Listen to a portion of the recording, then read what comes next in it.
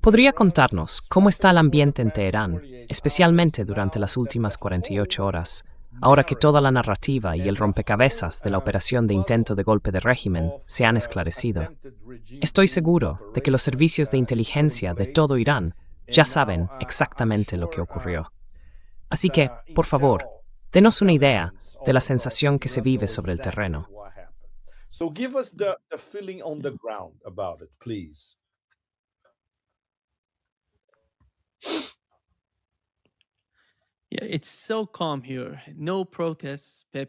Aquí está todo tan tranquilo. No hay protestas, Pepe. Y no es solo en las últimas 48 horas. En los últimos 3 o 4 días no hemos tenido ninguna protesta ni disturbio. Sabes, el problema principal con esos disturbios era la conexión a Internet, Pepe. La conexión a Internet fue infiltrada. Estaban utilizando a personas que venían de fuera y también desde dentro. Sabes, Pepe, aquí tenemos unos 15 millones de afganos. No los culpo, pero la mayoría no tiene papeles. ¿15 millones? Sí. Entre 12 y 15 millones. Imagina un país con 91 millones de habitantes. Eso es más del 10%. En su mayoría sin documentación. Y es muy difícil para las fuerzas de seguridad controlar eso.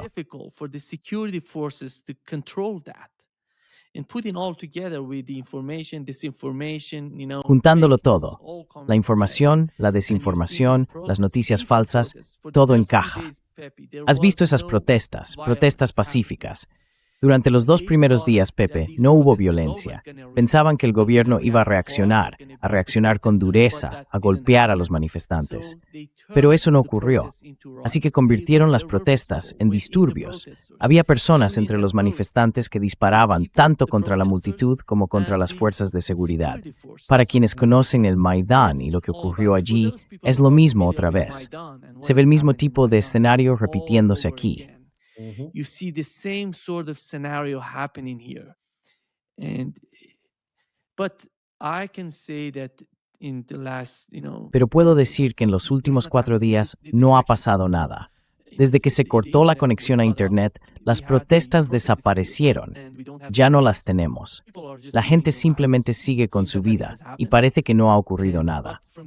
Pero desde fuera, dicen, ya sabes, toda esa retórica sobre el ataque de Trump a Irán, que quieren matar a más de 800 personas o algo así. Es increíble, porque todo viene de fuera. No está pasando nada desde dentro. Por supuesto, ya sabes, es esquema. This is amazing. What was happening from the inside was these people who infiltrated. Lo que estaba ocurriendo desde dentro era que estas personas vinieron e infiltraron la protesta, intentando utilizar a la gente común. Ya sabes, la dirección venía de alguna manera desde fuera. Starlink estaba en el núcleo de lo que estaba ocurriendo aquí en Irán, y las armas venían del exterior. Verás, aquí en Irán no se puede tener un arma, está prohibido. No es como en Estados Unidos, donde puedes comprar cualquier tipo de arma. Pero aquí, cuando alguien sale disparando contra la gente, contra las fuerzas de seguridad, usando este tipo de armas profesionales, se puede ver que esto no viene de dentro. Y otra cosa, Pepe, que fue increíble. The other thing, Pepe, that was unbelievable. I have never seen, I have never heard, Nunca lo he visto, nunca he oído hablar de ello. Ya sabes, el movimiento verde. ¿Recuerdas el movimiento verde de aquellos días? Sí, en aquellos días la situación era de alguna manera diferente. Pero tenemos toda la historia de movimientos, de este tipo de protestas, de este tipo de disturbios. Nunca hemos visto a personas siendo decapitadas o personas siendo quemadas vivas. Es increíble lo que ha ocurrido.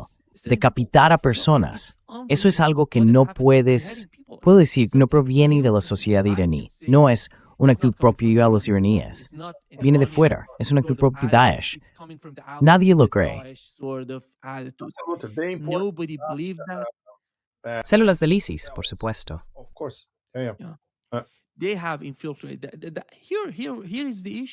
Se han infiltrado. Este es el problema, Pepe. Creo que eso viene de Siria, del caos total en Siria, y se está extendiendo por Asia Central. Esta gente es radical, en su mayoría del tipo yihadista salafista, y han conseguido entrar en Irán, ya sabes, para convencer a algunas personas aquí cuya mentalidad de algún modo resuena con la suya. No sé quiénes son estas personas. Todavía no tenemos la información. El gobierno no ha publicado nada aún. No sabemos qué estaba ocurriendo, pero puedo decir por las fotos, por las grabaciones, por las imágenes que he visto hasta ahora. Esto no era una protesta iraní. Esto no era una protesta iraní. This wasn't Iranian protest. It was totally managed from the outside. Todo fue gestionado completamente desde el exterior. La diferencia con lo que hemos visto en otras protestas y disturbios en el pasado es que los monárquicos, las personas que apoyan al hijo del Shah de Irán, no cooperaban con Israel antes, al menos no de forma tan evidente como vemos ahora. Pero hoy, con estas protestas, se puede ver claramente que están cooperando con los israelíes, con el Mossad, intentando usar su influencia para hacer todo lo que puedan. Y ese es uno de los principales problemas aquí, porque la gente se pregunta, este tipo es el hijo del Shah, ¿por qué está haciendo esto? Antes no era así. Si lo era, actuaba entre bastidores.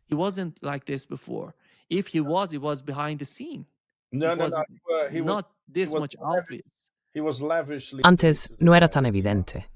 Le pagaron generosamente para hacer eso, Nima. Fue contactado de nuevo y reprogramado por la CIA y la NED con la ayuda del Mossad. Los israelíes participaron en ello como una operación de inteligencia. Él era uno de los agentes clave, uno de los pilares principales de toda la operación.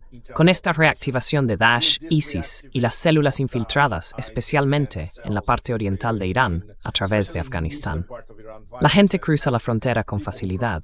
Como bien sabes, esa frontera afgano-iraní es extremadamente porosa. Cualquiera puede cruzarla. Así que todo esto tiene sentido en cuanto a cómo organizaron la operación.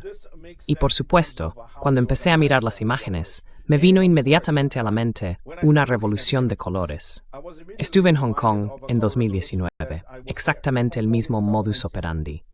Exactly the same modus operandi. The only difference is that at the time, la única diferencia es que, en aquel momento, estas personas estaban coordinadas por la gigantesca y extensa embajada estadounidense en Hong Kong.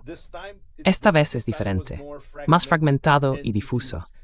Estaba controlado por pequeñas células dispersas por todas partes, que transmitían información a través de Starlink, exactamente, a los asesinos, los decapitadores, las minicélulas vinculadas al ISIS, y así sucesivamente.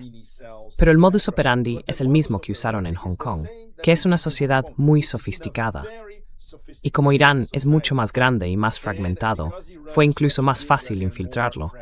Infiltraron diferentes zonas de Irán, como en el Kurdistán, donde estuviste hace 2 semanas, ¿verdad?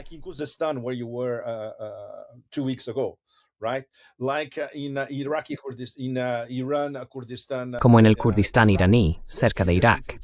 Es mucho más fácil infiltrar esas fronteras. Y por supuesto, en el este, con la frontera afgana. Pero la cuestión es que se disipó relativamente rápido, ¿no crees? Básicamente eliminaron a la cabeza de todas las serpientes implicadas. Pero tengo otra pregunta para ti, Nima, en 2 partes. Una, el tipo de cambio del rial frente al dólar. Según mi análisis, el elemento clave para desestabilizar Irán y provocar esas protestas económicas fue un ataque especulativo contra el rial, que duró unos días, y la moneda se desplomó por completo. Así que mi pregunta para ti es, ¿el tipo de cambio ha vuelto ahora a lo que era antes de las protestas? ¿Se ha estancado? ¿Sigue bajando? ¿Dónde está ahora?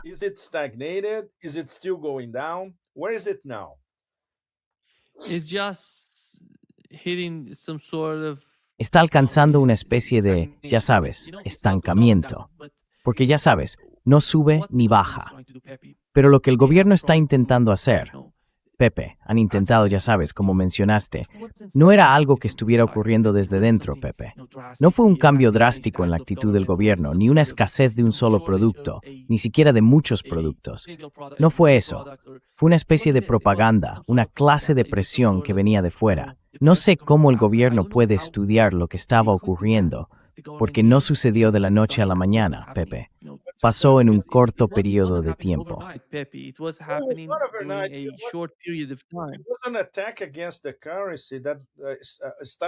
Fue un ataque a la moneda que comenzó hace semanas. La gente vio de inmediato cómo su poder adquisitivo se reducía justo delante de sus ojos. Esa fue la razón principal de aquellas protestas iniciales. La caída del nivel de vida, la pérdida de poder adquisitivo, la inflación que les afectaba directamente. Ibas al supermercado y pagabas casi el doble de lo que habías pagado solo unos días antes. Así es como funciona cada intento de cambio de régimen. Por eso hice esta pregunta. Si ahora las cosas empiezan a normalizarse, aún así, el real frente al dólar, todos sabemos que prácticamente no vale nada, pero hace unas semanas valía aún menos, y eso fue lo que desencadenó las primeras protestas. Sí, en realidad el real no va muy bien, por cierto, puedo decirlo. Nunca lo es, nunca lo es. Sabes que mi lugar favorito cuando estoy en Irán, Nima, voy frente al Gran Bazar y hablo con los cambistas. Es entonces cuando se siente la vida real en Teherán. Y estoy seguro de que esos tipos, hace unas semanas, ya estaban viendo cómo el real caía, ya sabes, mucho más que antes. Y dijeron, ups, algo va a pasar. Son los primeros en captar ese ambiente. Pero bueno, Nima, una cosa, mi columna acaba de ser publicada en Strategic Culture. Me pregunto si podrías ponerla en pantalla. Porque en esta columna intenté reunirlo todo. Las razones de esta obsesión estadounidense con el cambio de régimen en Irán, que lleva más de 4 décadas. Quien esté en el poder en la Casa Blanca no importa. Es un asunto bipartidista.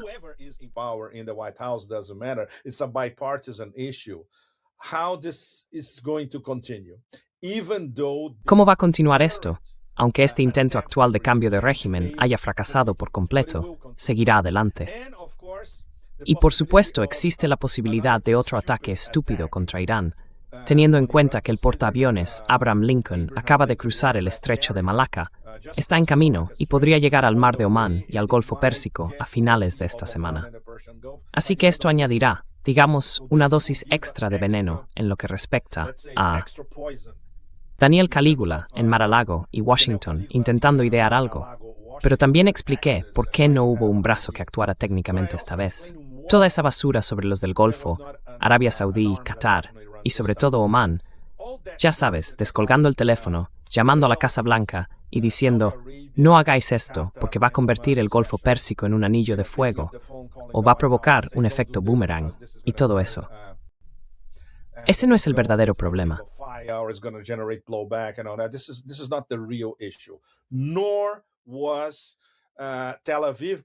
Tampoco estaba Tel Aviv descolgando el teléfono y llamando a Moscú para decirles a los iraníes, a través de los rusos, mirad, no vamos a atacar primero si Irán no ataca primero. Todo esto es una táctica de distracción. El verdadero problema es que Estados Unidos no tenía suficientes recursos alrededor de Irán, en todas esas bases del Golfo Pérsico, donde sea, para un ataque de impacto total, un auténtico shock and awe extremo, que esta vez sería un ataque de decapitación, incluyendo incluso al Ayatollah Khamenei y probablemente a todo el gobierno, a toda la Guardia Revolucionaria. No tenían los recursos preparados. Esto significa que cuando los tengan, ese será un posible escenario. Así que probablemente no esta semana ni la próxima. Podría ser cuestión de 2 o 3 meses, pero volverán.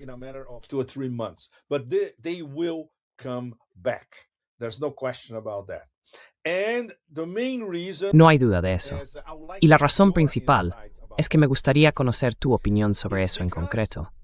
Es porque la administración Trump 2.0 y las élites que están detrás, los que manejan el espectáculo, y esto es un asunto bipartidista, es precisamente por esa conexión bipartidista, finalmente se dieron cuenta, y esto es algo que podemos decir que se remonta ya a unos meses, y también se refleja en la estrategia de seguridad nacional, de que el imperio, como lo describo ahora, el imperio del caos, luego se transformó en el imperio de la sangre, y ahora se ha transformado en el imperio de los ataques permanentes contra cualquiera, ¿verdad? Finalmente llegaron a la conclusión de que están siendo expulsados de Eurasia, esencialmente por Rusia y China, y no hay nada que puedan hacer al respecto.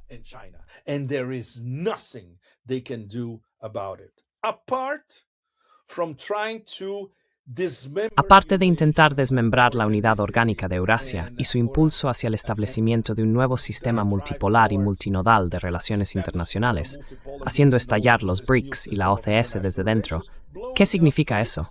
Un ataque directo a Irán, incapacitar a Irán, decapitar a Irán y girar a Irán hacia el campo occidental. Pongámoslo así, ese sería el movimiento de la OTAN, pero especialmente del imperio. Están intentando convertir a Irán en una especie de nueva Venezuela, que por cierto, en realidad no ha experimentado ningún cambio de régimen. Así que, incluso si intentaran esto en Irán, no hay garantía de que lograran un cambio de régimen allí. Pero la psicosis, Nima, y todos vosotros, nuestro público, sigue ahí. La única posibilidad que tienen de no ser expulsados de Eurasia y de esta construcción del nuevo siglo euroasiático es si logran desmantelar esta organización de Eurasia desde dentro. Y eso significa un ataque a Irán.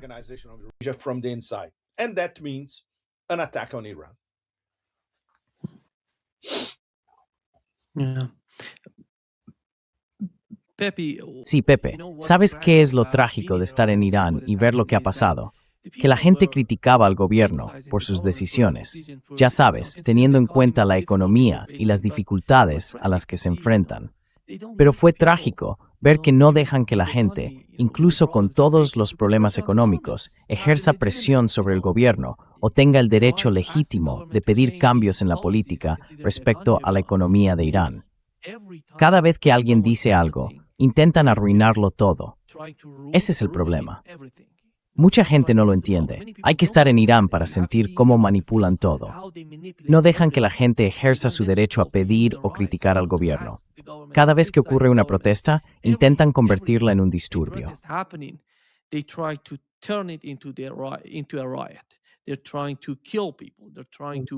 Están intentando matar a la gente. Están intentando quemar cosas aquí. Esto es una tragedia. Y sabemos lo que está ocurriendo. Sabemos lo que ha estado ocurriendo desde hace tanto tiempo en todo Irán. Teniendo en cuenta todo, vas a Armenia, Azerbaiyán, Irak, Afganistán, incluso Pakistán, lo ves todo en conjunto. Han creado una situación en Irán tal que el gobierno no tiene más remedio que vigilarlo todo. Eso requiere mucho tiempo, una enorme cantidad de dinero y mucho esfuerzo cuando te están atacando desde todos los frentes. Este es el problema. Imagina que lo mismo le ocurriera a Estados Unidos, la supuesta mayor superpotencia de este planeta. No podrían sobrevivir a una situación así. Y sin embargo, están ejerciendo toda esta presión sobre Irán, sobre la sociedad iraní, sobre el gobierno iraní.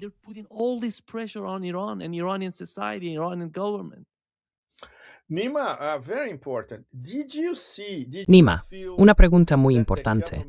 ¿Viste o sentiste que el gobierno intentaba explicar al iraní promedio, a la población en general, las razones de la actual crisis económica?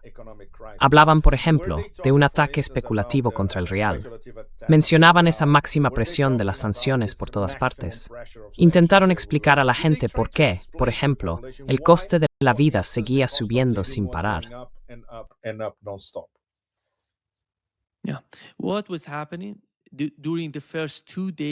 Durante los 2 primeros días de protestas, no hubo disturbios. No tuvimos tanto caos. El gobierno invitó a los comerciantes y a muchos economistas a reunirse con el presidente y diversas instituciones para debatir las dificultades e intentar encontrar soluciones juntos. Estaban intentando colaborar con los economistas, los comerciantes y las personas implicadas en lo que aquí llaman el bazar. As they call it, bazaar here. Sure. And when they perceived from outside, Y cuando vieron desde fuera que algo estaba ocurriendo, que las cosas podían calmarse, que cada protesta podía simplemente desaparecer de la escena, iniciaron una especie de movimiento. Ya sabes, vinieron con una nueva actitud. Dijeron, estas personas no forman parte de esto. No, el caos llegó a esta reunión, Pepe. Fue muy importante porque el gobierno era muy consciente de lo que estaba pasando y quería hacer algo. Querían hablar con la gente común en las calles, los altos cargos y quienes vendían productos al público.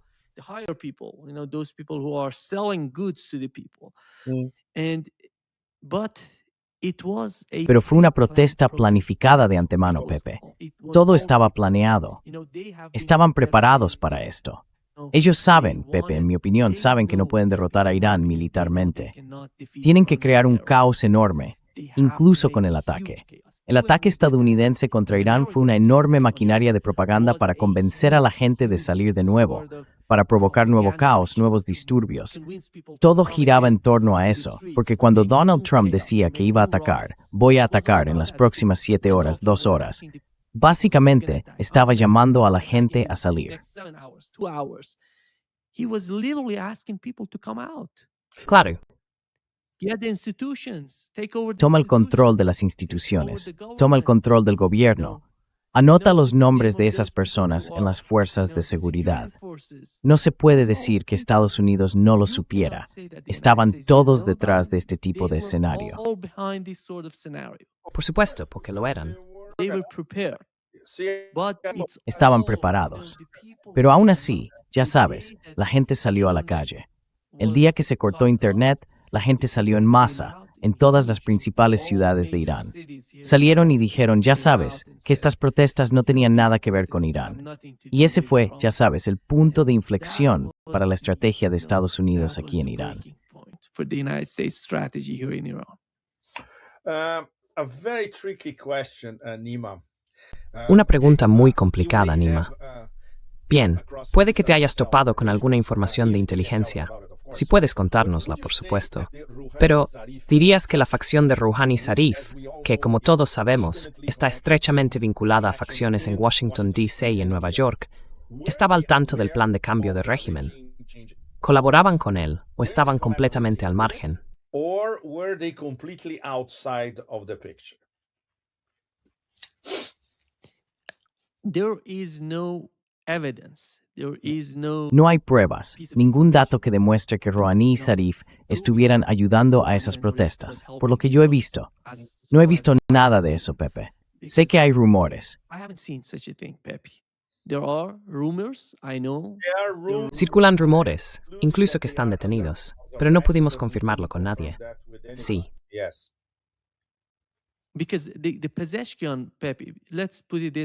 Porque la situación, Pepe, digámoslo así, el gobierno actual no es, ya sabes, de un solo lado. Tienen gente cercana a los reformistas, gente del centro, de la derecha, de la izquierda, todos juntos.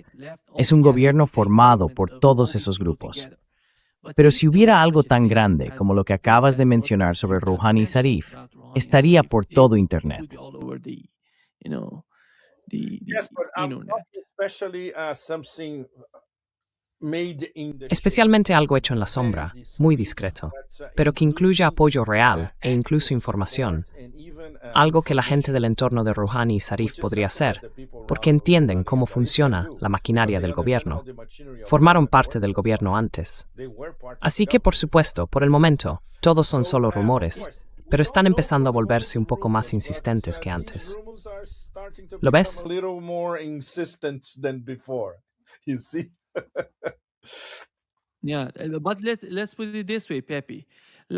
Sí, pero pongámoslo así, Pepe.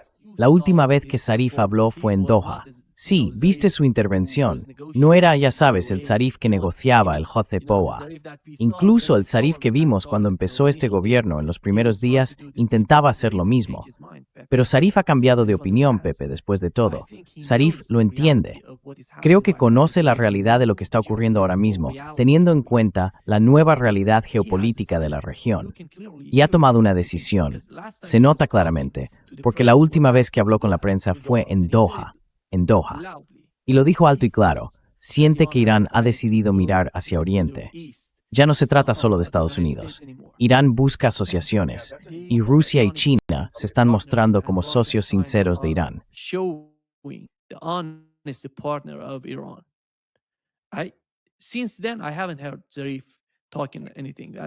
Desde entonces, no he oído a Zarif decir nada. Por eso creo que Zarif ha tomado una decisión, ha cambiado. Y no solo Zarif, mucha gente ha cambiado. Porque el ataque a Irán, el ataque israelí a Irán, incluso con la nueva oleada de propaganda tras esas protestas y disturbios en Irán, las amenazas, Donald Trump saliendo a decir voy a atacar, toda esa gente está viendo todo esto. Saben lo que está pasando. Y no puedo imaginar a Irán siendo lo que es hoy sin ellos. No hay sentido en Zarif o Rouhani sin Irán, Pepe. Exactamente. Ellos lo entienden. Absolutely. They understand that.